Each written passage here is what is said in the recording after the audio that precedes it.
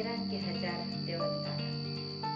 Inquiry apresiatif adalah suatu pendekatan manajemen perubahan yang kolaboratif yang berbasis pada kekuatan dan nilai-nilai positif yang ada.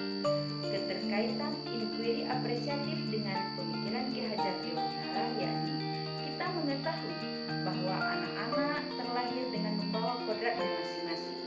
Yang pertama, kodrat alam, di mana sudah tertanam nilai-nilai pada diri anak, bukan dengan perintah atau dengan paksaan.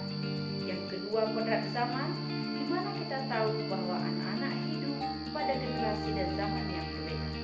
Dengan inquiry apresiatif, guru dapat menggali nilai-nilai positif yang ada pada anak untuk mencapai sebuah tujuan dan harapan. Peran pendidik dalam pemikiran Ki Hajar Dewantara yaitu jika di depan dapat memberi tauladan, jika di tengah dapat memberi bimbingan, jika di belakang dapat memberi dorongan atau motivasi.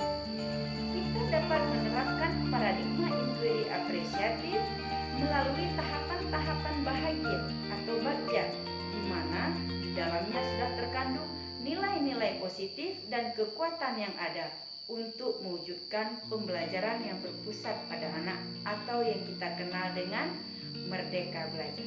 Hanya ini pemaparan dari saya. Wassalamualaikum warahmatullahi wabarakatuh.